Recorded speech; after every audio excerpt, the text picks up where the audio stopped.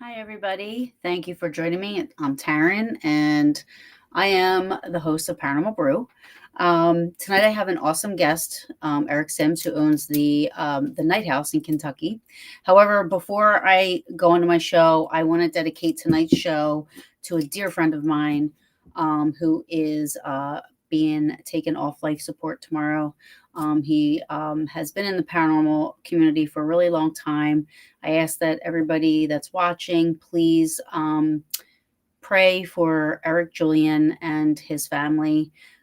Sadly, Eric had complications with heart, and he's been in the hospital for maybe a week. And unfortunately, they are taking him off life support tomorrow. So I just learned of this, before coming on. So I just want to dedicate tonight's show to him and his family, and hope that please everybody keep him in your prayers. So with that, without further ado, I'm going to bring my guest on, Eric Sims. Hello. Hi. I want to say Eric Freeman Sims, but Eric Sims, I went back and forth with it, but Eric is the owner, along with, is that your husband?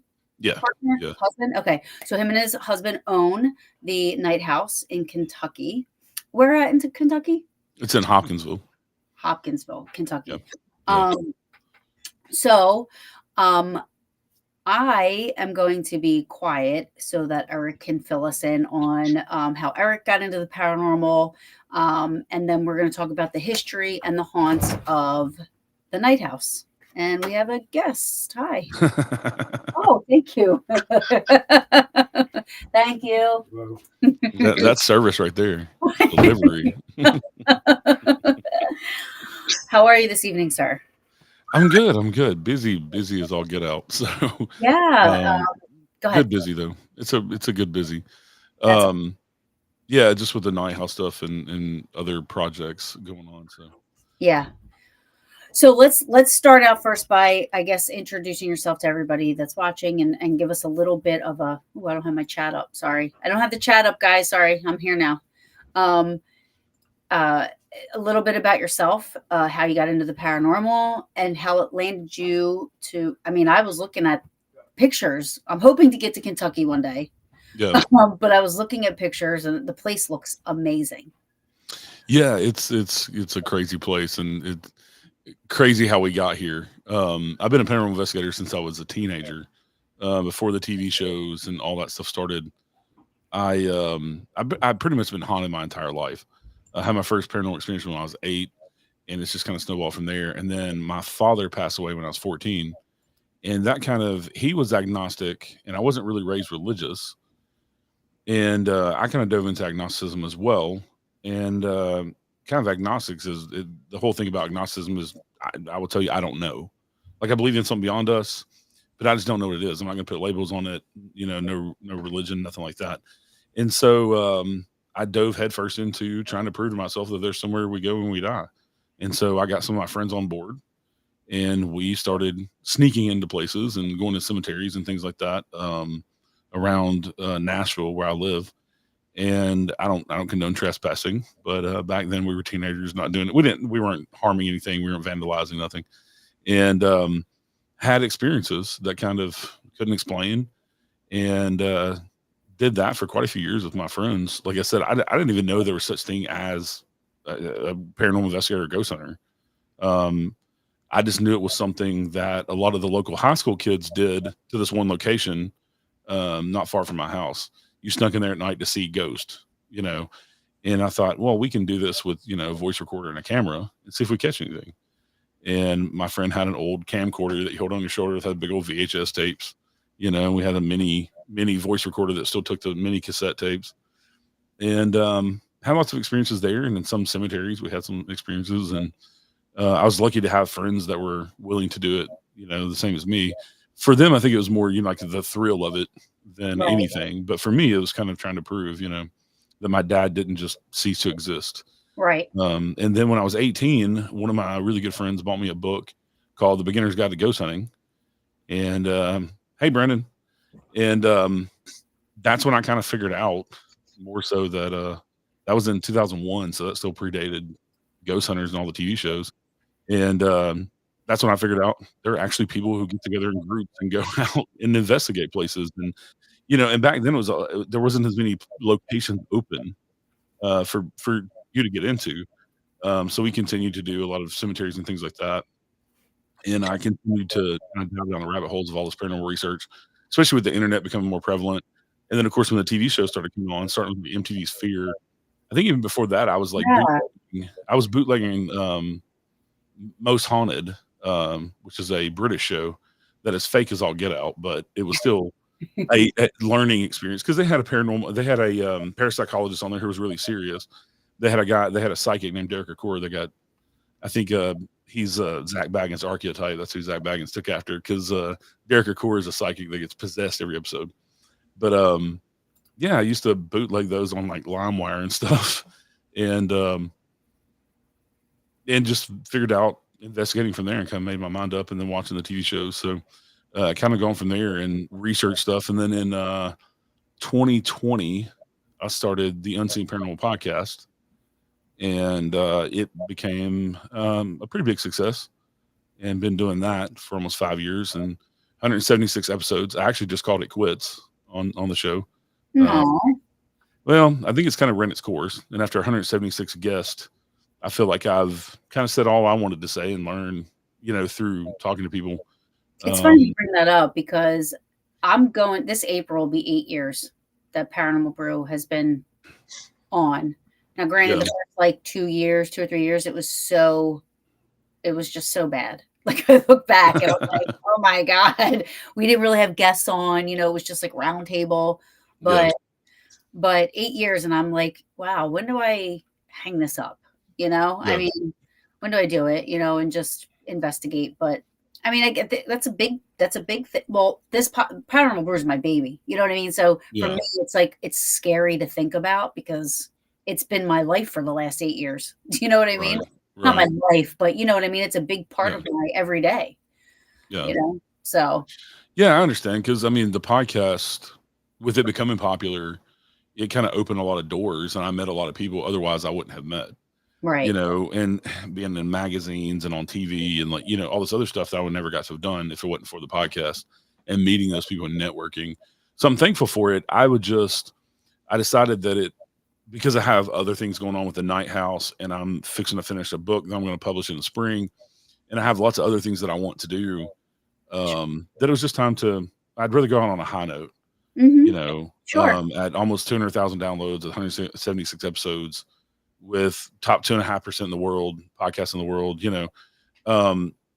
and being on, top 10 lists, top 25 lists, all that stuff that's coming along, all the accolades that come along with it, and just go out on top instead of seeing the quality decline because I'm less into it, and finding guests is getting harder too, like quality guests to have on. And so I don't want the quality of the show to go down. So I want to go on a high note. So that's good. I told my audience I would make the final decision after the first of the year, but it probably is the end of the Unseen Paranormal podcast. Would you do me a favor? Would you hold up your cup for Joanne that's watching? She is look at that, mama. She would love that. She's a huge Bigfooter. I wanted to see that. Anyway, go ahead. All right. So So you're ending unseen. Yeah, yeah. And so um, how long has the night house been in your ownership? So we bought it at the end of April. So we're Okay, going so on you know, 8 months. Yeah, almost awesome. 8 months. And we've done a lot to it since then. Um, How we did you find the night house? Like, how did you come across? How yeah, did you guys? Because everybody, all of us we always talk about it, right? Everybody always right. talks about it. People on my show, like, oh my gosh, I would love to own a haunted location. I'd love to have, you know what I mean? Yeah, yeah. So how did? I was on the phone one night with my good one of my best friends, Austin Lawrence, and he's my filming partner. We do filming projects together, and we were just talking about, okay, maybe if our YouTube channel ever takes off and we make some money, just one of those pipe dream things, like you talk about winning the lottery and things like that. And so after talking about that, I was surfing through Facebook on the computer. We were talking about that. Well, you know how the internet listens to you, Right. and I started getting these pop-ups to join these groups that were older houses, and one of them was old houses $100,000 and beyond, and they post houses that need to be saved, that have history, an interesting history. They're afraid they're going to get torn down, and so that popped up. So I started looking at the houses on there, and they have a website that goes along with the Facebook group. And so I started looking at the website, and I realized how cheap these older houses are all around the country. And I was like, because it's one of these things I found out, the younger generation doesn't want anything to do with them. They don't want to fix them up. They don't want to do anything with it. Not that they don't necessarily like the history. They just don't want to do the work. A lot of people don't. And so I talked to my husband about it, and I said, these are really cheap. So he started looking at it once I put the bug in his ear and started looking at these houses too, and started picking ones out. And we started kind of building up a criteria of what we would want. Because we're both history buffs. Mhm. My husband couldn't care less about the paranormal. I was So gonna he's a ask big, you. I was gonna ask you. yeah, Yeah. no, no, he's had experiences, and he because I'm haunted, so our house is haunted, and like, so he's gotten used to it over 20 years. Mhm. But he didn't investigate nothing like that. But he's definitely a history buff like I am.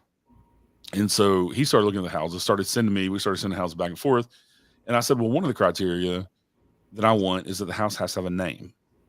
Because if it's been named after somebody, there's probably a good history there.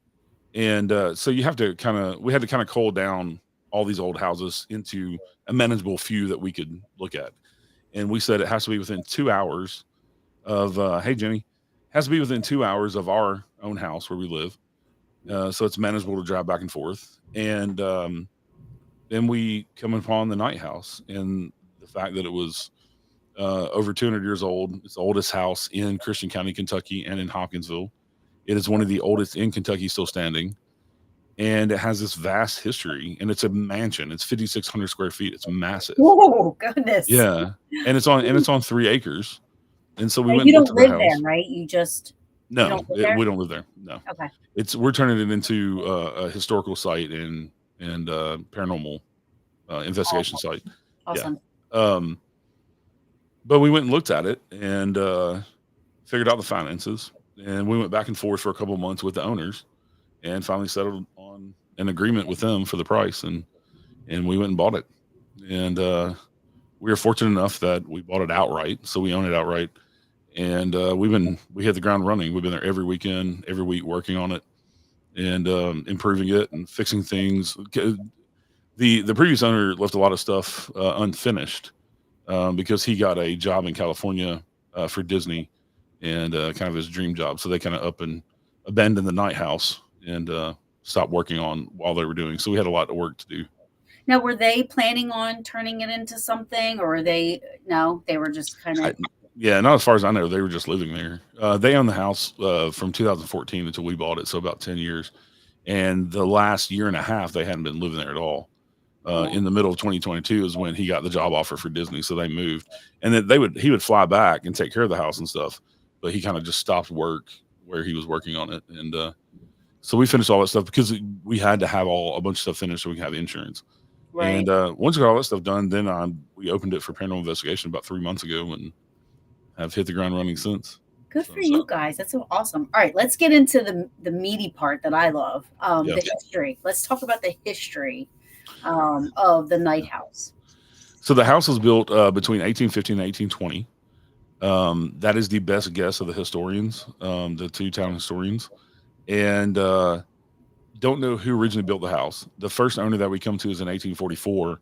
His name was John P. Campbell. He sold it to a guy named Edmund Ware and his wife Paulina in 1844. They only owned it for a few years, and then they sold it in 1848 to a family. Hey, Kenny, to a family who lived there for 10 years, and then they sold it to the Knights in 1860. So those families, they're interesting. They were business people. They're all rich, but not a whole lot of history there because nobody really stayed in it long term. Wait, I have a question really quick. Yeah. So you said it's 5,600 square foot. Yeah. Is that, do you know if that's the original structure or was it added on as people owned it? It's always been a residence until we've opened it to the public. So it's always been added on and changed. So we're not even sure what the original floor plan was. We know that the brick structure that you see, the 2.5-story brick structure, is the original structure. And then everything past that was added on to it. And so it's actually 6 levels. Wow. So yeah, because the windows, if you look at the picture, the windows that you see on the ground, that's the basement. Oh. But then you go down another set of stairs in the basement and you're in the cellar 10 foot underground. So there's a cellar, then a basement, and then you come up to the foyer, which is on ground floor. And that's where 2 of the bedrooms are. That's where the dining room is, the modern kitchen, laundry room. And then that wing, the modern kitchen and laundry room, is a wing that was added on by the owners we bought it from. And it connects the summer kitchen. So the summer kitchen would have been a separate building. Because they would have cooked in that building in the summer to not heat up the house. Sure. And also, if they had a fire, it was a lot easier and cheaper to rebuild the summer kitchen. Sure. And you have less likely a loss of life in a 1-room kitchen. You know, it was easier for the servants to get out of there. Sure. And if a fire started at night, nobody's sleeping in there, so it just burned down. But and then in the wintertime, there's a huge hearth in the basement that they would cook in to help heat the house. And so the servants stayed in the basement. The house servants actually stayed in a room in the basement, and they cooked downstairs. But so now there's this wing that has a modern kitchen with a laundry room, and then a laundry mud room, and then the summer kitchen. And the summer kitchen was renovated. It burned down at some point in time, but the original fireplace is still in it. It used to be brick. It was originally red brick like the house, and now it's not. It's all stick frame and siding. But sometime in the probably 50s or 60s, there was a modern bathroom added on with a toilet, a shower, and all that. And we believe that's where the Rodger family bought the house in 1948, and they lived there until 2014. And they had a domestic servant, a black lady named Georgie, who lived there, and she did all the cooking, cleaning, took care of the kids and all that stuff. And we believe that she lived in that. They built that bathroom for her. To have her own little apartment on the property. So, wow. That's awesome. So there's 2 questions, Eric, really quick. Yeah. Kim wants to know, have you stayed there? Anything odd happen? I imagine stuff happening during the renovations as well. You guys doing things to fix up. Yeah. And things happen all the time, day, night, it doesn't matter. I mean, it can be 8 o'clock in the morning. I've stayed there many times. Anytime we have a team stay overnight, I stay there with them. I am in the summer kitchen. That's my office, my bedroom area. I have my own bathroom. And so I'm the furthest away from where they're investigating. And then kind of the base station for everybody's the kitchen, the modern kitchen. And so we have a refrigerator, microwave, a coffee maker, and all that stuff. So they come in there and take breaks, and I'll poke my head in and check, But yeah, I stay there anytime a team does. And I've stayed there many times otherwise. The second night I ever stayed there, me and my buddy Austin were staying there, and he was we were downstairs in the downstairs bedrooms, and he was in one room and I was in the master bedroom in the big canopy bed that you see in the pictures. And I got woken up about 4 o'clock in the morning with sound like a door slamming and then furniture moving around the room. And I thought that maybe Austin had slammed the bathroom door on accident because they're big, heavy wooden doors. And no, he was sound asleep. Those doors were open. No door that I saw was, that should have been open was slammed shut or anything. And I just told him, like, look, I'm going back to sleep. So I've slept in many haunted locations. It's like, whatever. But at this point, but yeah, the odd things happen all the time, all the time. If I put up all the videos from the cameras that we have around the house of all the sounds and stuff that I mean, I'd be putting up videos, 4 or 5 videos a week, Yeah. just of unexplainable sounds that the cameras catch and stuff, and just Yeah. weird stuff. I think it's awesome. Like, do you now when people come there to investigate? I know we're kind of veering off of the history part, but I do want to get back to the Knights when you said the Knights had Yeah, bought it. yeah, yeah. But do you leave the cameras on when people are investigating and stuff? I do, and I give them a choice.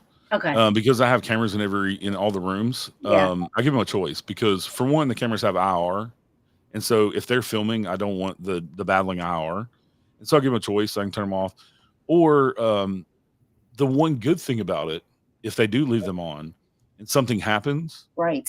the cameras That's are what I love. recording, Yeah, that's what I and love. so they can give me a time, just a general time, and I can go back and look at the timestamps and maybe catch something on audio or video that they didn't catch. Right. So, but no, teams have the option. I'll turn and I don't sit around and watch the cameras. I have Right. them set. I mean, right now they're set to where I just get detected for motion and sound. I don't sit around and watch the cameras. And when teams are in the house, I trust people. Right. Yeah, Most yeah, people are good. So, Kristen asks, is there an outhouse? Lots of those old houses still have them. this one we have not found one. I'm sure there was one on the property at one point in time. We're still clearing off. We own 3 acres, and where the house sits right now, what's cleared is about an acre. So we have another 1.8 acres, so almost another 2 acres that we need to clear off. That is mostly wooded, and also in the 50s, there was an in-ground pool put in right behind the house. Oh, So I'm sure there were some structures that were there that they tore down and were is the moved pool because of the still there? in-ground pool. It is. It's been filled in because it was just derelict, and the previous Right. owners filled it in. From what I understand, it was kind of beyond repair. Yeah. So Yeah, yeah. They yeah, are. They are. We used to have an in-ground pool. They're like terrible to take care of. yeah, yeah, um, yeah. The concrete pad that they poured, like concrete sidewalk all around it, is still there, and you can still see it. And you can still see the edge of the tiles where they filled it in with dirt.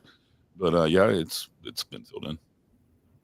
um, so Kim, we're gonna get into the history. She's asking if there was like any like tragedies, deaths, Yeah, etc. that you yeah. know of. And she's also asking, have the previous owners, did they ever report anything specific going on in the house? Because like when you were looking for these houses, were you like, I want a haunted one, or were you just like, I just want to buy a really old house, hope it's haunted, or because I know in some Well, states yeah.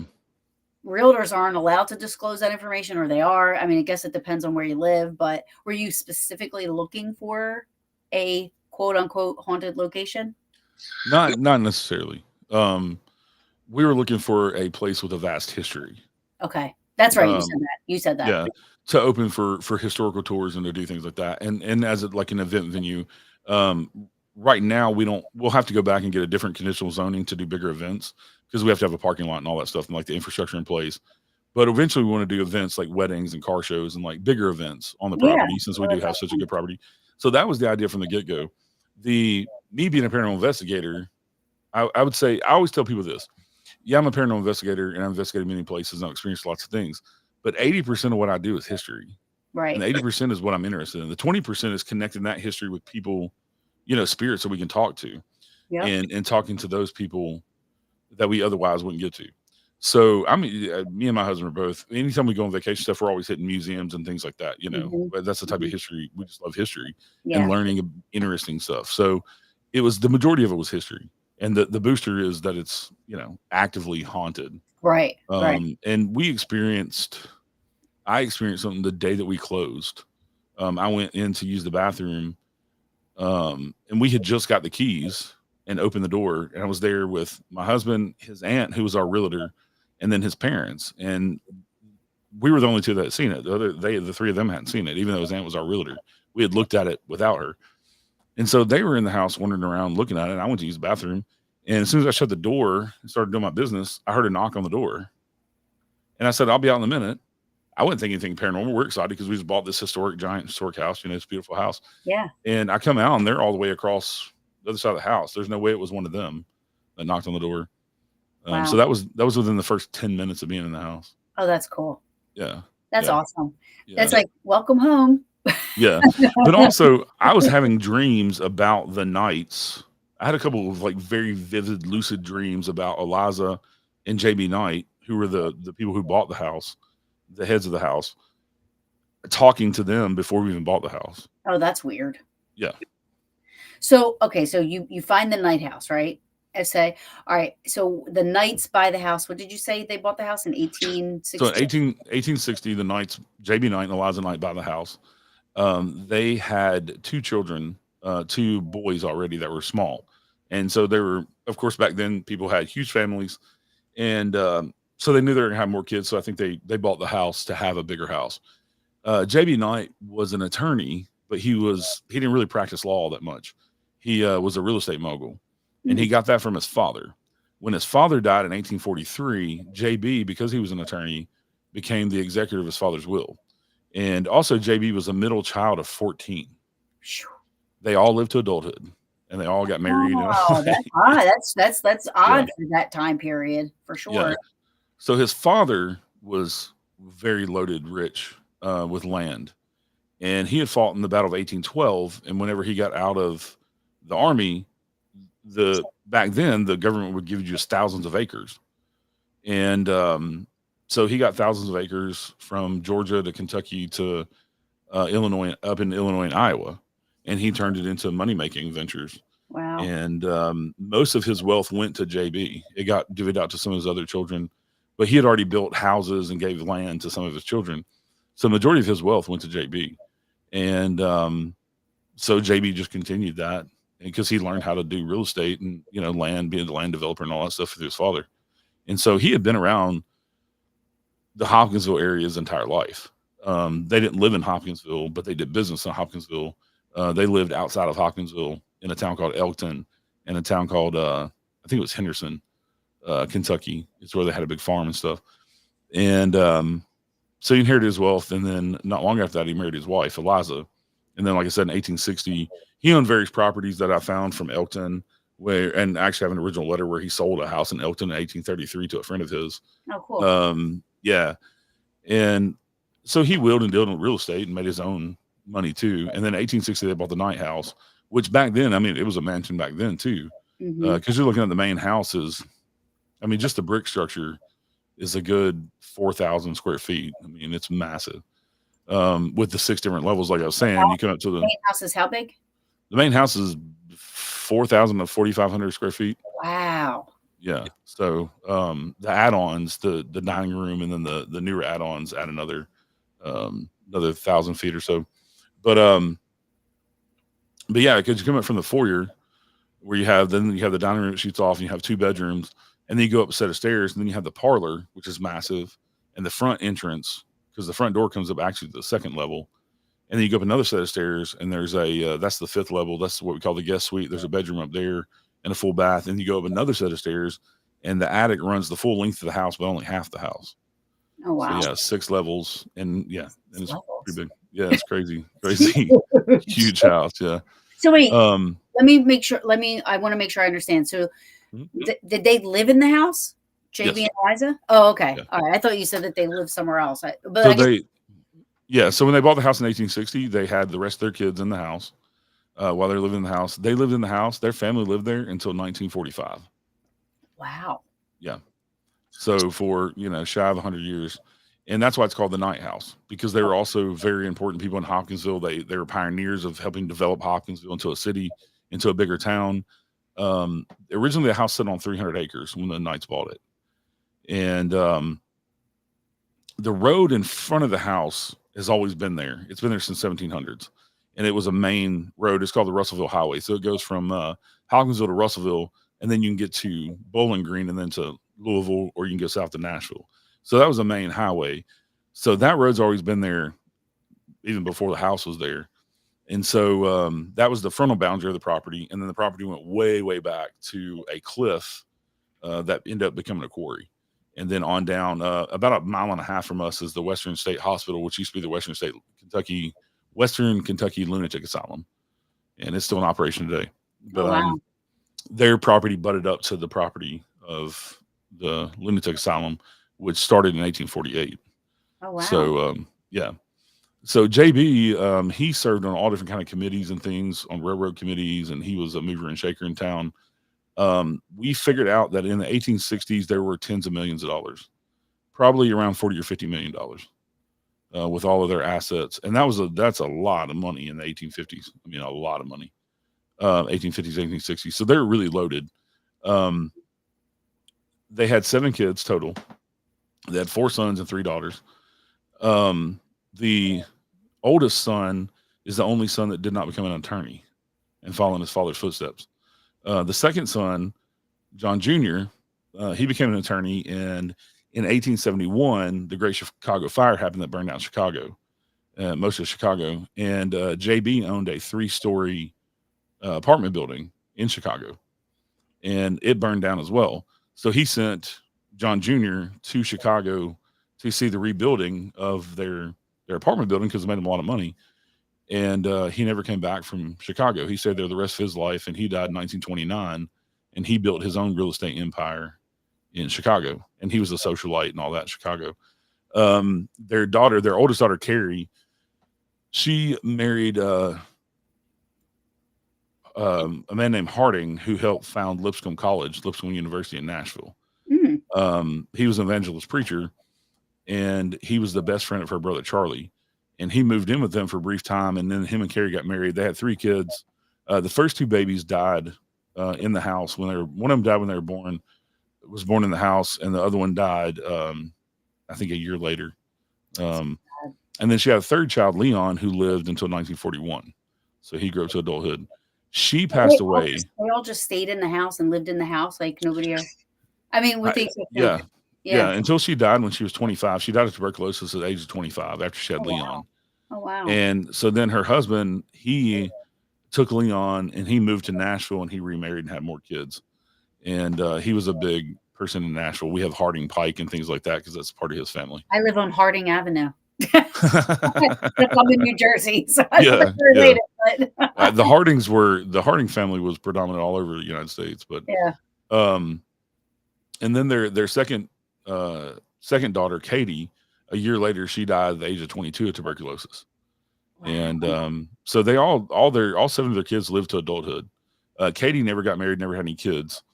And then they had Charles, who he went to school and became an attorney. And he pretty much worked in his father's practice and did some law stuff, but did most real estate business deals, things like that. And then Ida, the youngest daughter, she never got married, never had kids. And neither did Charlie, never got married, never had kids. The 2 of them lived in the Knight house their entire lives. Wow. They were born there and they died there. Wow. So they died in the house. Yes. Okay. JB and Eliza both died in the house. JB died in 1881 of dropsy of the heart, which is congestive heart failure.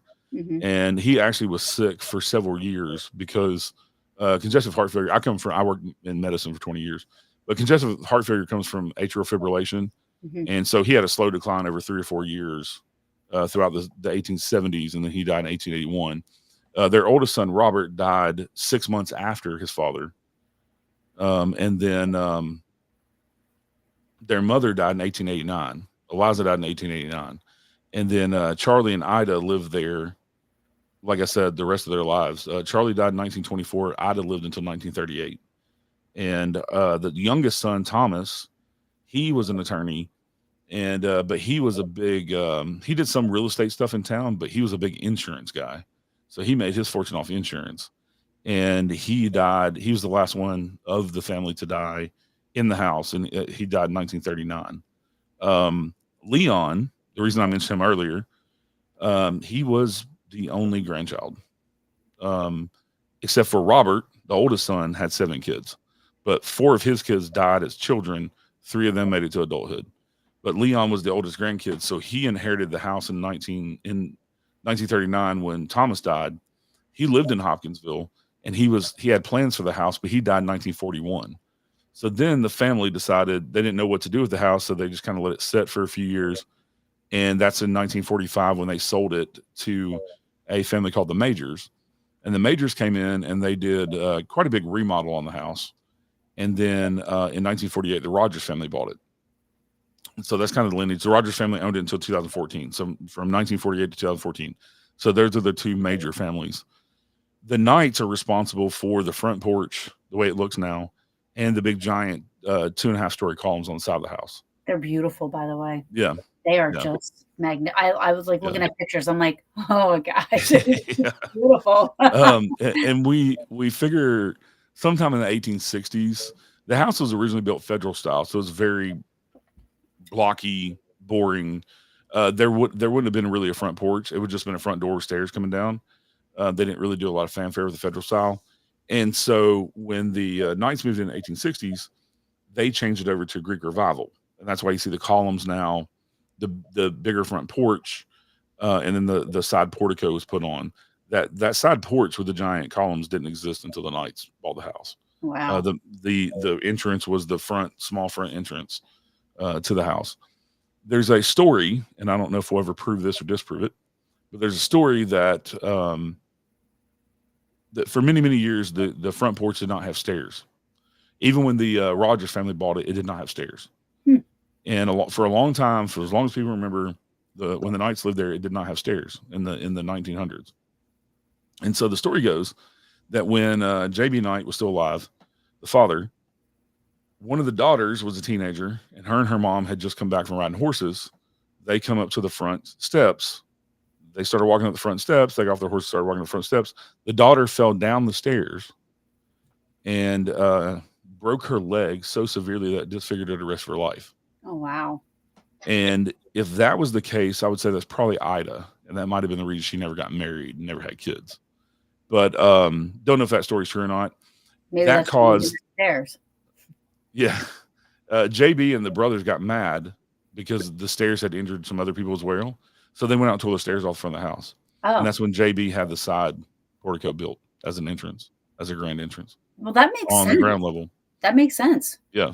100%. I mean, that totally makes sense. I mean, I could see that kind of fitting the narrative of the way the layout is, you know what I mean? And how they excuse me, how it was built, or how it was, how it was left, I guess. Yeah.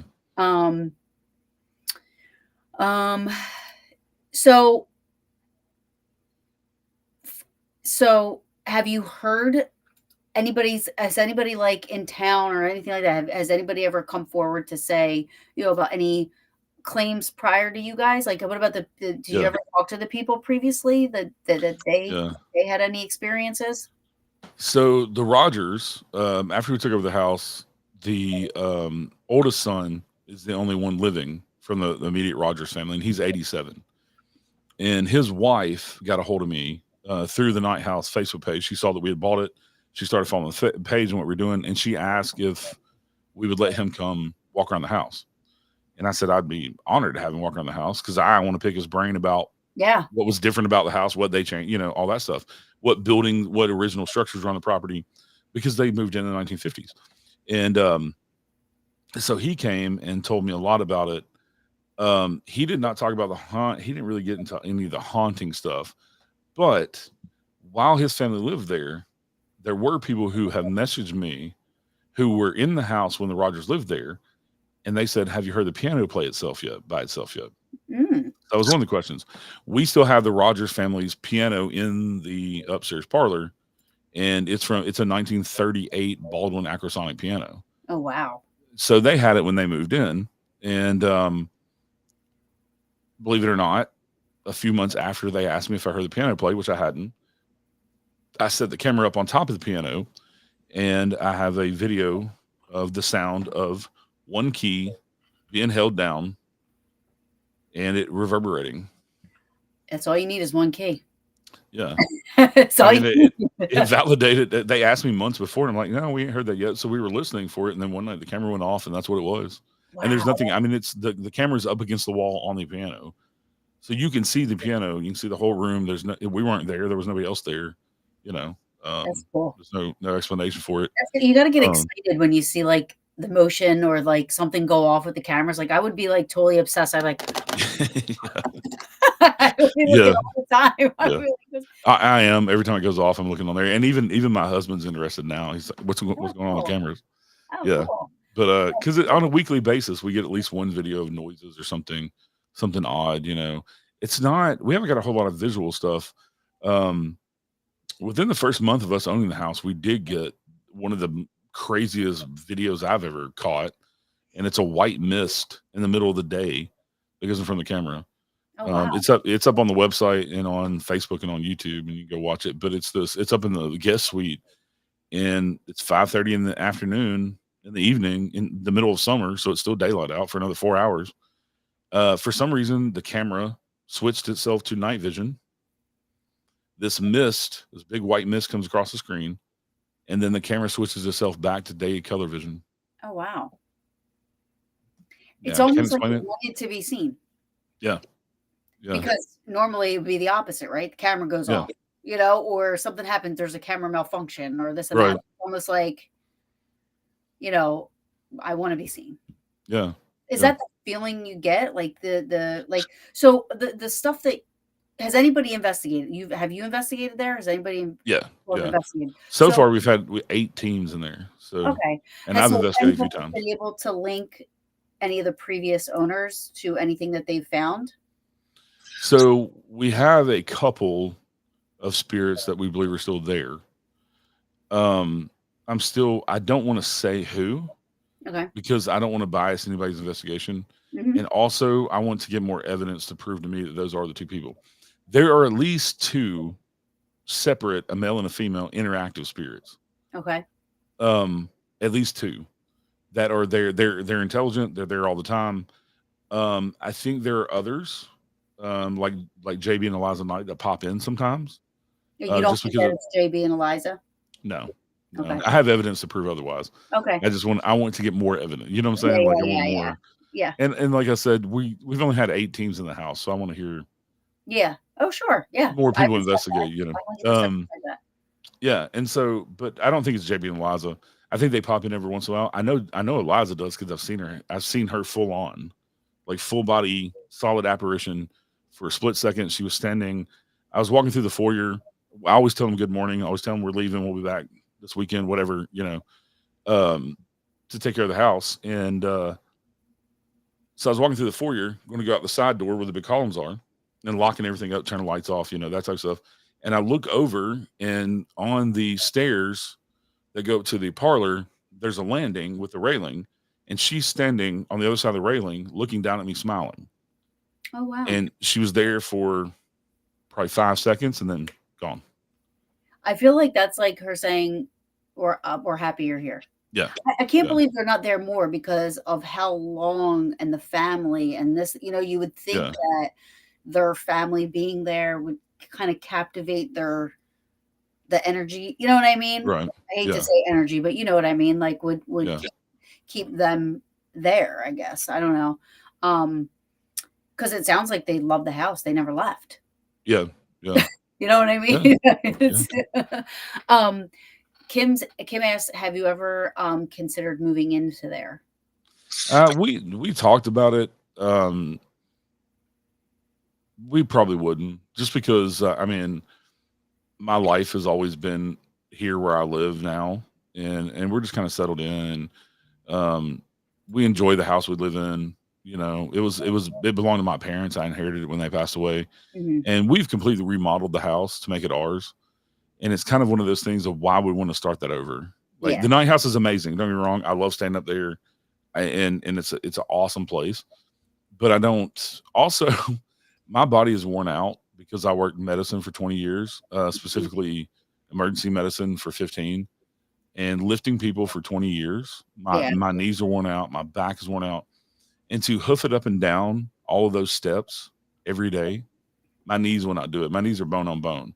And so I know I'm only 41, but my body's worn out. All my joints are worn out. I've got 2 discs in my back that don't exist anymore, Mm-hmm. And so it just, this is what I told my husband. I was like, we're getting older and we have, joint issues and things. And you want to move into a house that has 6 levels, with 6 flights of stairs. Yeah. Are you crazy? Yeah. Cause the house we live in now is like, it's 3 bedroom. I'm in my office here, but 1 level ranch style, And we're Yeah. in a dead end neighborhood. We're in a nice neighborhood. We live in a Yeah. nice little Yeah. town. Like, there's just no reason for us to move. Yeah. I'm fine with driving an hour and a half to Hopkinsville 3 or 4 days a week. Yeah. So I'm going to ask Kathy's question. She wants to know if there are any graves in the yard. As far as I know, there are not. The entire family was buried in Riverside Cemetery, which is because the Knight House is only about half a mile from downtown Hopkinsville. So back then, all the prominent families were buried in Riverside Cemetery. And so I've been to their graves. There are only 3 headstones. I don't know why, because they were rich. There's only 3. Ida has a headstone, and this is like a small modern headstone too. So I don't know who's replaced them, but Ida has headstones. Thomas, the youngest son, has a headstone, and then his wife Kate has a headstone. The rest of the family that's buried there do not have headstones. So JB, Eliza, Carrie, Charlie, Robert, the oldest son, none of them, Kate, Katie, the daughter, none of them have headstones. We're going to change that. That's one of my goals. Oh my gosh, that's awesome, Eric. Yeah. I've got a friend who does ground penetrating radar that we're going to find out. And we probably won't do individual headstones, but this is a whole family plot. Yeah. So you can just do a big one and put all their names on it. Yeah. Yeah. Just in memoriam to the That's Knights. awesome. Yeah. Oh my gosh. Oh my gosh. That's so awesome. I love that you guys are doing that. I love that you guys are restoring the house for history and to, remember the families and, all the people that, because these people love this house just as much as you love this house. You know what I mean? So I think it's awesome that you guys are doing that. I want to go back to like some of the things that you've had happen, because seeing a full-bodied apparition, that's like the holy grail. Yeah. Right? Yeah. I mean, I have never seen one. So, I think that's awesome that you saw that.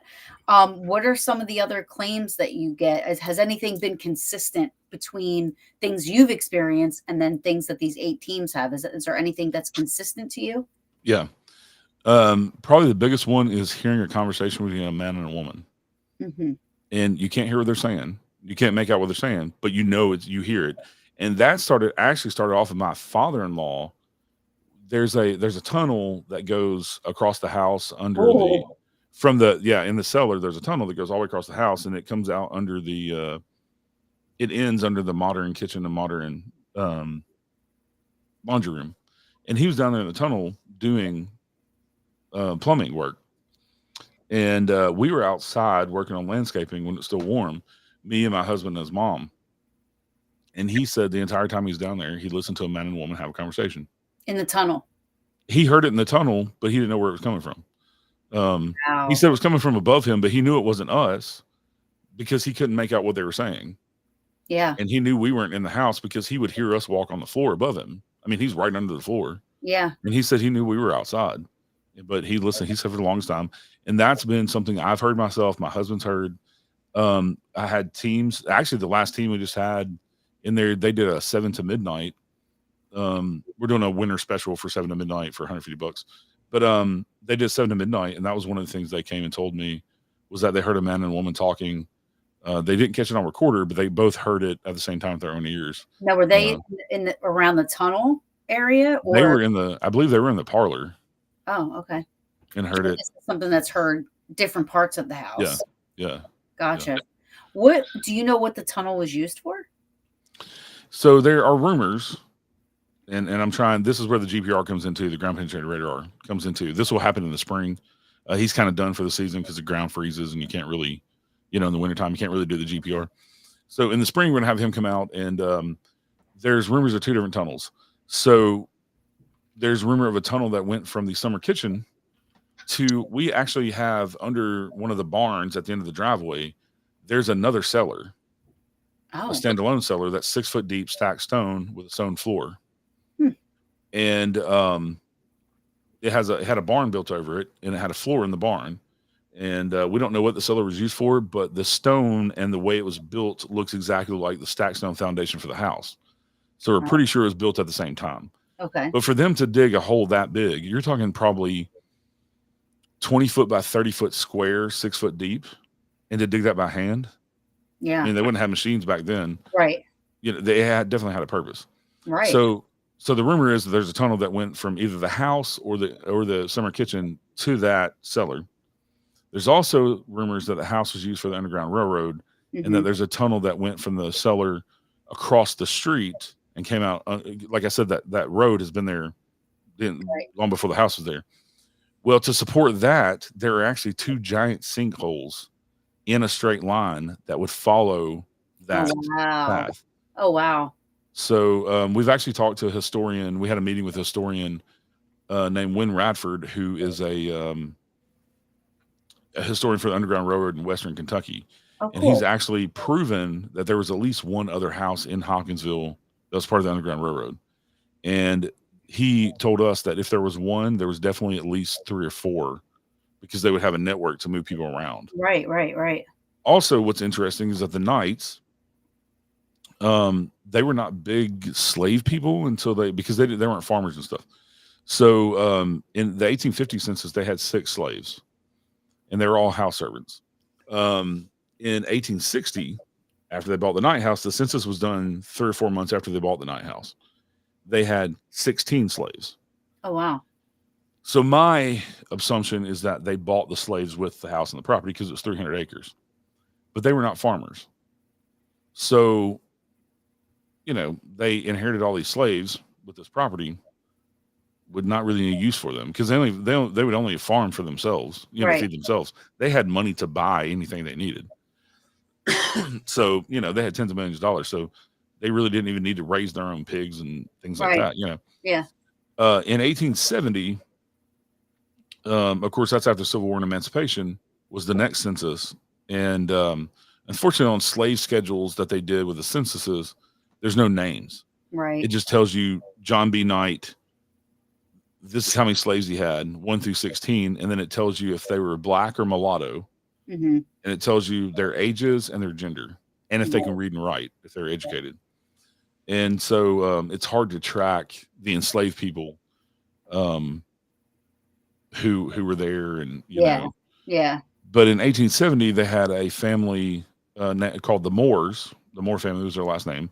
And it was a dad, mom, and 6 kids that were their domestic servants. And also, they lived on the property and sharecropped it. So the dad was a farmhand for JB Knight, but he also was allowed to work his own farm. Yeah. And of course, the mom and the kids got paid to clean house, cook meals and stuff. And they didn't live in the house; they had their own quarters on the property. Right. And then, but even RB Knight, the father, even though he had all the property and stuff, he only ever owned 8 slaves. And I'm not Hmm. saying that's it's not right to own anybody, Yeah. Well, there's but a difference, right? Like, and I'm not saying like there's a difference, but there was a difference between the enslaved that were, kept out and outside and whipped and this and that, and to yeah, the domestic servants, if you will, yeah, um, you know, they were treated, I think, a little bit more like family friends. You know what I mean? Like I don't think they were really, yeah, they had, I don't know. I mean, this is just what I've read, but yeah. um, again, we weren't there, right? So we have no idea what it was like, um, but I agree with you, right? Like I know you're saying only, and it's 8 is too many, Yeah, but I hear you. yeah, I mean, he could have had so many more, but it sounds like that they didn't yeah, believe in that. And right. being in Kentucky, I mean, they were considered South, you know what I mean? And I think that was They like, they were neutral, yeah, oh, but they leaned south. They stayed neutral the entire war, but they leaned south. Hopkinsville was occupied 3 times by the Union, 3 times by the Confederacy. What we find interesting with the Knight family also is that when Hopkinsville was occupied by both, the Knights didn't lose anything, which is unusual because if yeah, they would have been Confederate leaning, the Union would have taken land and right, money and right, seized all the stuff. If they would have been Unionist, the Confederacy would have right. done horrible things to them, burned their furniture, and all these other horror stories we hear about other locations. But the Knights come out unscathed. Interesting. Yeah, and so what that lends me to think, and this is just my conjecture, is that if they're running the Underground Railroad, the Union leaves them alone because they say, hey, they're freeing slaves. They're, you know, Sure. but then when the Confederacy comes in and occupies, well, they have slaves, right? So they play that game when the And Confederates in if town. he had that much money, he probably said, "Here's some money. I'm Yeah. paying you guys. Yeah. Get out. Yeah. Yeah. But they also, if you look at their tracts of land, Hopkinsville's in Western Kentucky. You're only a few hours from Illinois. Mhm. And he owned property in Illinois to Chicago and then up into Iowa. Well, the only way that enslaved people could be completely free was to make it to Canada, because Canada would not let bounty hunters come and just kidnap slaves, former Right. slaves. Right. But if they went to the free states, like up in New York, New England, up into your area, bounty hunters could come and just kidnap them. Oh, And wow. even free black people who had never been slaves that lived in New England were kidnapped and taken and put in slavery. Yeah. And so if you look at that track, there's just lots of things, that lots of circumstantial evidence that point toward the family possibly being Underground Railroad. You're right. And if there's a tunnel there and was there, then it started long before them, because they didn't build the house. Right. So I would imagine the tunnel was there long before they were. And I do know that J.B. Knight had dealings with Campbell in 1844, the one who sold it in 1844 and owned the house. He had dealings with the Wares, who bought it from J.P. Campbell. He knew and had dealings with the Wadills, who bought the house from the Wares. Well, if you're all in on it, you would sell the house to your friends who were going to continue the Underground Railroad. Sure. Yeah. And they all were business partners together. Yeah. And I know the Wadills, who owned it from 1848 until 1860, when the Knights bought it from them. The Wadills, he was a part of the Whig Party, and he became a state legislator for 4 years. And he did not agree with the United States taking the Mexican territory from Mexico. He did not agree with the oncoming war, the Civil War that was coming. I don't know. I haven't seen anything about his stance on slavery, but it seems like he was a very progressive, liberal person when it came to his beliefs. Mhm. And so he didn't get reelected. He only served 4 years. Well, he got pissed off in 1857 because of all the things the government was doing that he didn't like, that he took his family and moved them to Texas, to Oh, wow. Mexican territory, right? Right. And then in 1860, they sold the house to the Knights. Wow. So you have kind of these, like, there's connection between all these people. They were all movers and shakers that lived in this house and sold it to one another. So it would make sense that, like I said, you passed it from one Underground Railroad person to another, you know? That's awesome. Yeah. Uh, So we're looking for the smoking gun on that one. And if we find a tunnel that comes out under the road, that's definitely a smoking gun. yeah. We also have 2 books of letters, handwritten letters, original letters, that are business dealings and personal dealings of the Knights. Yeah, I'm with you. I'm ready. I am ready. I'm with her We've already been digging in several spots on the property where we've unearthed pieces of china and things from the 1800s all the way up to the 1940s.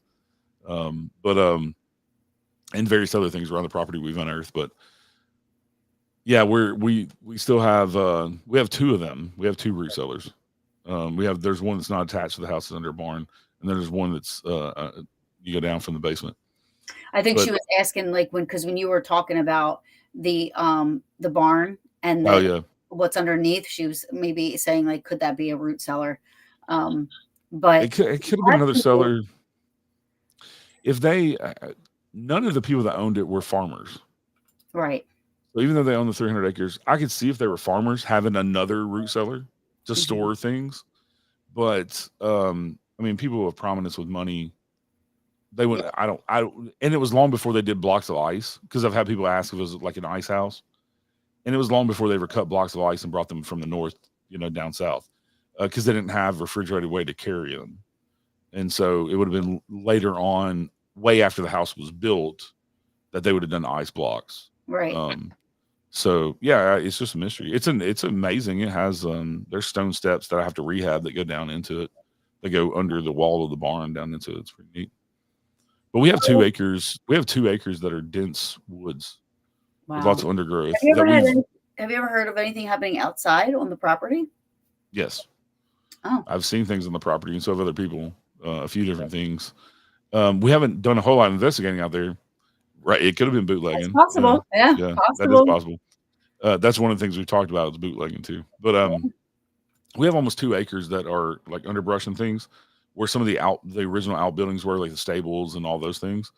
We've kind of made a trail back through there and found some of the original stones, foundation stones. Oh, cool. So this winter, we're waiting on everything to die off so that we can clear cut all the underbrush. We're going to leave the trees, but we're going to clear cut all the underbrush. And then we can have investigators back there as well and investigate more of the property. There was 2 gentlemen who we know for sure died in front of the house. One of the gentlemen got thrown off his horse and was found the next day with a broken neck. He was found by either Charlie or Ida Knight in the early 1900s. And he was found down by the road, and they took him into town and pronounced him dead.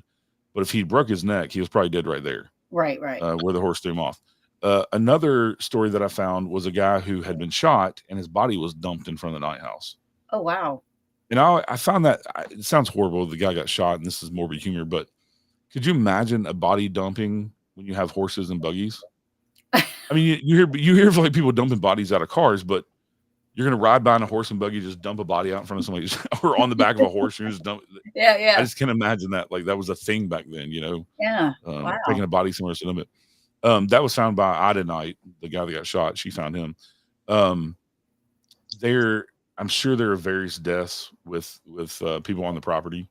Yeah. I'm still digging the history. We've only owned the house for 8 months, and I know all this history.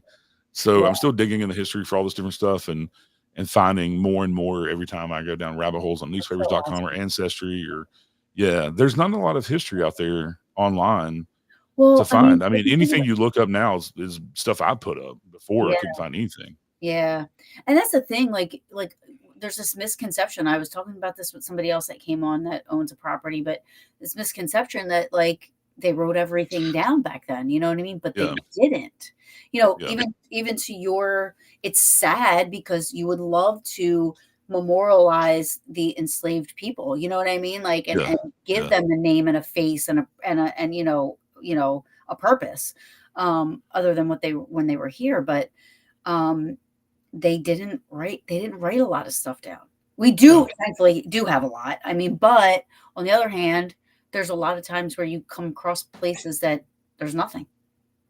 Yeah. And we're lucky with the Night House because with the house, through all the owners have been handed down these 2 albums of letters. Yeah. And there's a couple hundred of them. I mean, I have an original JB Knight business card. Their original envelopes from all over the country, and they start. The earliest one is 1833, and it's all from the Knights. This is all from JB Knight and his family, but the first one's 1833, and they go up to 1880s with the very last letter in there. And so that is something to go through as well because they wrote in very fine cursive, and we're talking about letters that are written with a quill, pen, and ink. Yeah. And this is before and the language was different back then, like their verbiage and everything. So sometimes those things could be hard to understand and read. So I'm still scanning those in the computer and deciphering some of them to learn the history. And where did most of them they were left at the house? So what we suspect is since JB was a lawyer, he had a paralegal. And he had an office in town. But he also had a little building out front of his house by the road that he used as an office. So we think that he had a paralegal who kind of kept all of that correspondence, and then it just sat in boxes, and the family just kept it, and then it went to the Rodgers, and the Rodgers took care of it, and then it got handed to the owners we bought it from, type of stuff. The letters are in immaculate shape. You can take them out and handle them. They're not. I mean, I use gloves because I don't want the oils on my hands. Right. But I can take them out and handle them. They're not brittle or anything. They're amazingly preserved. But they're hard to read, like you said, and the verbiage. And sometimes they leave words out too. They don't use and then and the and they just skip over those words. So your brain is like, what are they talking about? So it's a lot of taking like context clues of what you can read, and trying to figure out what the subject is. Now some of them are easy to read. We also have ledgers of where they would charge things at the general store and then pay them off at the end of the year. And one of them was like walking into a store now and be like, yeah, I'm going to take some deodorant, a Pepsi, and I'll get you guys back at the end of the year. See you guys later. But this is like, it was like, wagon repair, horseshoes, seeds, for planting corn seeds and green bean seeds and all that stuff. And then they owed like $2,000 at the end of the year. Well, in today's money, with inflation, every dollar theirs is about $36 to $40 of ours. Mm. So could you imagine owing 8 or 9 grand to a store at the end of the year? You know, No. yeah, No. yeah. Well, it's like rich people do now with their black credit cards. They pay everything, with credit cards, and then they just pay the credit card off every Right. month. So, Yeah. but it's interesting to see their lives, and also the thing of these letters is that you kind of see their personalities too, which is hard to do with historical figures, right? They're kind of one dimensional in a lot of ways, and so to read some of their letters is interesting. There's one of the letters in there is from a cousin, a teenage girl cousin, to a teenage girl, Katie, the second daughter of the Knights, and it's funny because it sounds just like teenage girls today gossiping Oh. and making fun of each other, but you put in how they lived back then.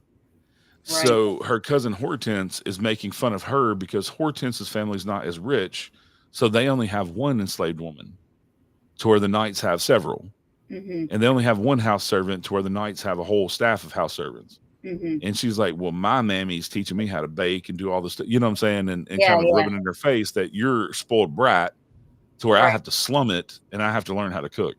It's very interesting. It's so But it kind of shows you, awesome.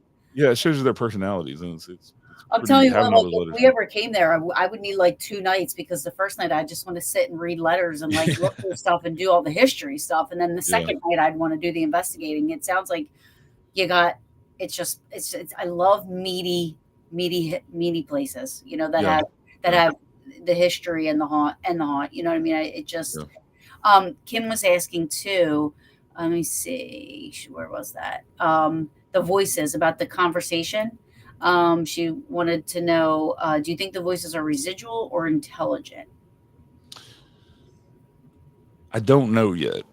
They don't ever happen at one specific time. When people have heard them has been various times. My father-in-law, it was during the middle of the day. The team we had the other night was like at 10 o'clock at night. Right. I've heard them in the evening, briefly. Me and my husband were there on Memorial Day putting together the big canopy bed that's in the master bedroom. And that bed belonged to the Rodgers family. It was up in the attic. And it was just me and him there. And we heard a woman say a full sentence from the parlor. And it echoed through the house. It sounded like it came from the parlor. We were in the bedroom, but it echoed through the house. And we couldn't tell what she's saying, but she said 5 or 6 words. And it was a woman's voice. And Do the that's security another thing. cameras pick those up? Sometimes they do, sometimes they don't. The weird Yeah. thing about the cameras is that I have 8 cameras around the house, and they do motion sensor or sound. Or sound. And yeah, or sound. Well, we'll have one camera pick up these loud noises, but no other camera in the house picked them up.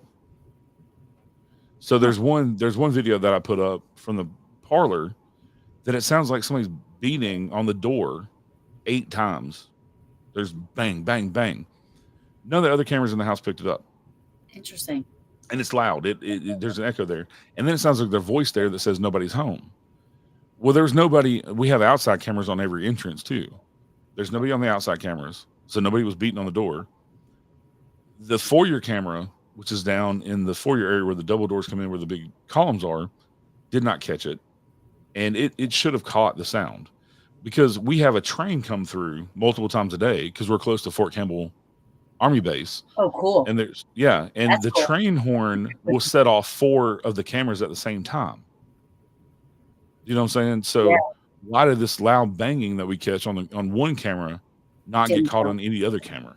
To me, that's like even more convincing that it's something paranormal. You know what I mean? That it's not caught on every single camera. Right. You know what I mean? For me, anyway, because I just believe that, when it's if there's all these stuff going on recording, it would, and if it was something man-made or something whatever, it would have been caught on every single thing. Right. Yeah. Right. Yeah. So for me, that to me, that sounds like it's a little bit more convincing that it is paranormal. Yeah. So 2 people are like really interested about this. Interesting how so many dead bodies seem to end up there. And then Mary said, any connections to the mob? I wonder what the dead body dumping in front of the house was about. I have not seen any connections to the mob. I don't know of any connections with the mob in Hopkinsville. Um, not that I know of. Well, listen, Now, if bootlegging was going on, yeah, you know, yeah, there, you know what I mean? Like there could have been yeah, some shisty stuff happening. Not yeah. saying, Well, and then with them being attorneys, they did take on some defense cases. And Charlie Knight, the youngest, I mean, the second youngest son, he from 1883 until 1921, he worked as he was on the board of commissioners for Western State Lunatic Asylum. oh, So, and then for 4 years, he was the president of the board. So he ran the entire hospital. oh And so wow. there's no telling. He had his hand in politics because he was put there by the governor of Kentucky in 1883. And then there's a big scandal in 1921 that got him ousted because him and the governor of 1921 did not get along. Oh wow. And so there's a big scandal in the newspapers where three of the commissioners said they were on his side, um, and he shouldn't be ousted. Well, then they went behind his back, and he was the only one that got kicked out. And then he died in 1924, 3 years later. So he had his hand in a lot of things in town Yeah. as well. I mean, he was part of the debate team. Like they had an adult debate team where they debate issues of the day, and things like that. So yeah, he was very involved with politics of Kentucky Right. and the town because he was involved with the governors. So there's no telling what he was. Haven't uncovered anything about the mob doesn't mean it wasn't there. It doesn't mean he wasn't a Sure. bootlegger or Sure. allowing them to use his house or Yeah. land Yeah. or Yeah. anything. Yeah. Yeah. Interesting. I mean, it is. This is. I could probably talk to you for another hour about this place. I honestly like. I mean, this was just great. My peaches are in here, and they're like, "Peaches trip. We're going. We're going." We're so. If we want to come out and investigate, or any team, should I say, Yeah. what do you, if you don't, I mean, I'm not putting you on the spot, obviously, but like, what do you charge for an investigation? Like, do people stay overnight? Is it different? Like, do you have Yeah. different hours for this and that? Yeah. So with going into this, we wanted it to be affordable for everybody. So we wanted to have something for everybody to be affordable. And that's one of the reasons like getting the rezoning so I can sell tickets because I can do now public ghost hunts for people who don't have teams or people who have never been to one. They can affordably go to a 5-hour investigation Sure. with real investigators. So we're running a winter special that's from 7 till midnight. That's $150 for up to 5 people. And you can add a couple additional people for $25 a piece. Mhm. And Which is then we really cheap, have by the way. yeah, That is cheap. That is yeah, that is a good price for sure. Because a lot of people have, increased their prices. You know what I yeah. mean? So I mean that's really good. And then we have a half night. So if anybody's local that wants to drive home, we have a 7 till 3 a.m. that is $350 for up to 10 people. That's And still you can a great you can price. add two more people for $40 each, for a total of 12. Try to keep it smaller groups because the house is 5,600 square feet, and we have the property. But I mean, 12 people in the house is still a lot. Yeah. I think the biggest team we've had so far was 10, and they did a pretty good job managing and breaking off into pairs and going to the different levels and not contaminating each other. But and then we have a full overnight, which is 14 hours, from 7 p.m. till 9 a.m. the next morning, where you can sleep in the beds, investigate as long as you want. We also, to everybody that comes in the house, we have a refrigerator you can use. We provide bottled water. We provide coffee, creamer, sugar, all that stuff. We have a microwave. We have snacks. We have a charging station in the base, in the kitchen. I try to think of places that I've been to, of things they didn't have that I wish I had. Right. And dragging snacks and drinks and things like that everywhere, or not having a refrigerator to put stuff in, or a microwave, or it just is kind of a pain in the butt sometimes. And Mhm. sometimes that's just a location. I mean, you go to somewhere like a prison. Right. Okay, Obviously. it Yeah. is what it is. Yeah. But coming to a house where we have heat and electricity and high speed Wi-Fi, and we have complete working bathrooms. I mean, you can even take a shower, if you Okay. want. Okay. So just like we're a bed and breakfast without the breakfast. Right. basically. Could anybody ever stay like 2 nights in a row? Have not yet. Have not Because yet. my peaches are saying 2 nights. Yeah. Well, we are Yeah. from Jersey, so we would be Yeah. Yeah. traveling far. You know what I mean? Yeah. Yeah. And with something like that, and what makes it easier for us is that we bought the house outright. We own the house. We have the deed. We own it. There's no mortgage. Yes, we have bills, and that's where the paranormal does come in to help. And all the money that we make from the paranormal and the history stuff goes right back in the house. We're Oh, not getting rich off this. We're not trying to get rich off this. So, I can, if y'all wanted to stay 2 nights, then I would work with y'all, cool. on a Yeah. price for 2 Yeah. nights. Yeah. Something like that. I had the luxury of doing that since we don't have all this high overhead, Right. Yeah. of having this big mortgage or something like that. So, Yeah. but yeah, and then also we don't charge extra for people filming. Well, I we don't. I That's what I was gonna say. I yeah, love the fact you have these cameras because we don't. We yeah, don't have cameras. We come and we're just like, we have our recorders and we have our, all of our equipment, but we right, don't have we don't have a camera system, yeah, So for me, people that have cameras up in their locations, it's a big, huge help for us because if, yeah, like you said, if something happens, then we have it and we'll say, okay, check the cameras here, check the cameras there, yeah, and this and that. So I love that you have the cameras there. I mean, I might go live a couple of times, you know what I mean? yeah, And, if we're in the middle of it, but we're not like filming for like a documentary or anything like that, right, right, So, we just like to have a lot of fun and go to a lot of different locations. So, that would be cool. But again, Kentucky's far, so yeah, yeah, we would have to, yeah, hopefully we would be able to work out 2 nights or something. You know what I yeah, yeah, mean? yeah. Um, but I think that's just I think it's awesome what you're doing, and I love that it's not money driven. It's Yeah, yeah, history and it's passion and you're putting back into the house and you are making it affordable for people yeah. to come and investigate, which I love, and it says so much about you as a person and your husband. You guys are wonderful. Thank you so much Thank for what you, you do for us, for sure. thank you, thank you. I Yeah, just our motto from the beginning, because the house has always been a residence. right. Uh, it's net for over 200 years. Nobody's ever opened to the public, and so our motto from the get go has been that we own the house, but we don't own the history. The history belongs to Hopkinsville in Kentucky. It's their Yeah. history, not mine. I'm not from there. I'm from Nashville. And so we wanted to share that history with everybody, whether it's the historical tours or whether it's the paranormal. It's all history. Do And you Has so, anybody in the community ever given you pushback? no, not at all. That's awesome. They That's are great. so fascinated by what we're doing. It's crazy. That's Um, awesome. That's yeah, great. yeah, It's great to get the community support, you know? yeah. And the mayor, they have a new mayor who's only been in office for a year. I've even been told he's paying attention to what we're doing, which is interesting too, because That's awesome. Hopkins was a pretty good sized city. And but he's had a big push for tourism to bring tourism to Hopkinsville. Oh, There's okay. lots of interesting things in Hopkinsville.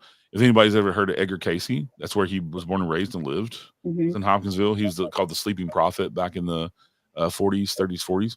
Mhm. And then also the Hopkinsville Goblin or Kelly Greenman incident happened right outside of Hopkinsville, where a spaceship landed in 1955 and these little silver beings attacked this family on their own farm.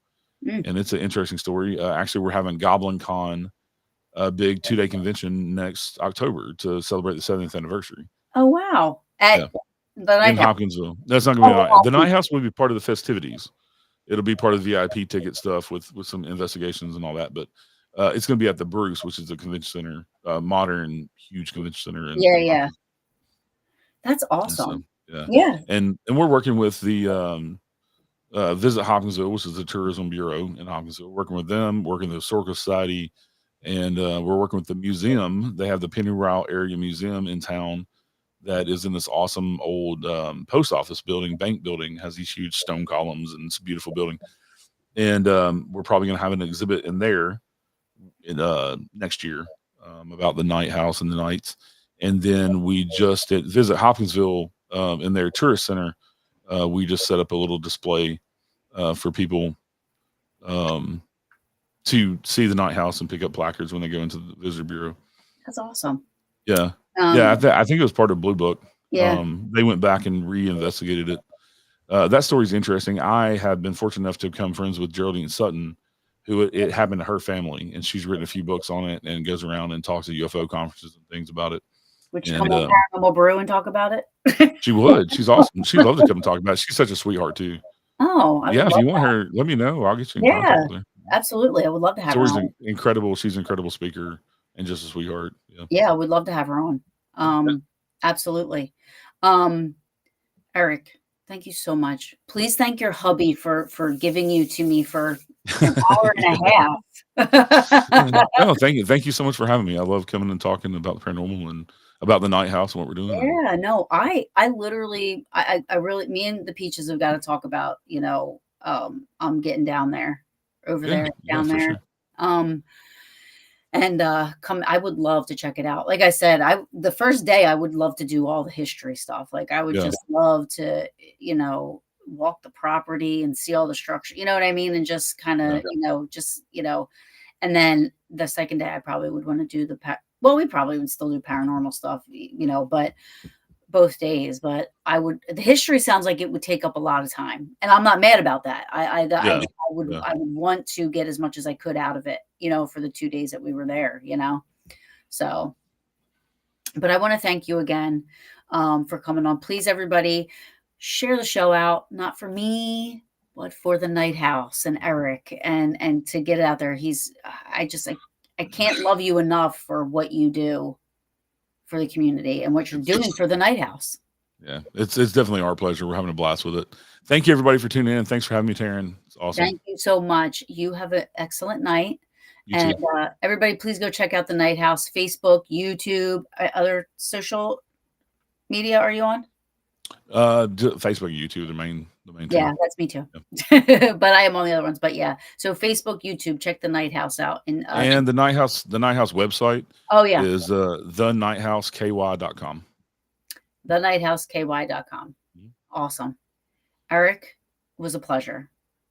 And I hope to have you on again, I'll have you on, and maybe next time we can do like a interactive thing where you walk us around the Night House and kind of just show us, some of the place hot spots or some of the stuff, you know what I mean? That would be really cool. Also, next spring I will have a book coming out, a paranormal book. Oh, really? Yeah. Awesome. Is it about you or is it about? It is called Small Town Haunts and Legends of Tennessee. Mm-hmm. And it is about all the places that people have never heard, and it's the interesting little town legends and history and ghost stories about different houses that people have never heard of. That is very interesting. A lot of it, if I do say so myself, I try to pick the most interesting history that turns into hauntings later on, and so you kind of learn something about history and get entertained by ghost stories. I love it. Where history meets the haunt. I love it. You have a splendid night. Have a great Thanksgiving. You too. Happy Thanksgiving, everybody. Yes, thank you so much. And I will talk to you soon. Thank you so much. This was awesome. Thank you. I'll see you soon. All right. That was great. Thank you, everybody. If you guys have any questions, I'm sure, Eric, if you reach out to the Night House, they're on Facebook, they're on, all this and that. So I'm sure they'll, be more than welcome to talk to you guys. Any questions you have. It's very affordable. It sounds like it's more than enough territory to investigate. It sounds amazing, the history and everything else that's going on there. I'm glad I had him on. I'm glad you guys watched. Share it out for them, not me, for them. And then until next time, I'll be back on Wednesday. I will have Victor Scott Johnson on. Please tune in for that. I mean, he's great. He's awesome. But until next time. Oh, really? Well, that's interesting. I do believe you. But we'll have to talk about that tomorrow when we're eating Thanksgiving dinner. Thank you, everybody, for joining me, especially you, Mama. And I love you, and I'll see you tomorrow. And make sure you guys come next week. check me out. Again, thank you for spending your Wednesday evening with me and my guest. Till next time, sweet dreams.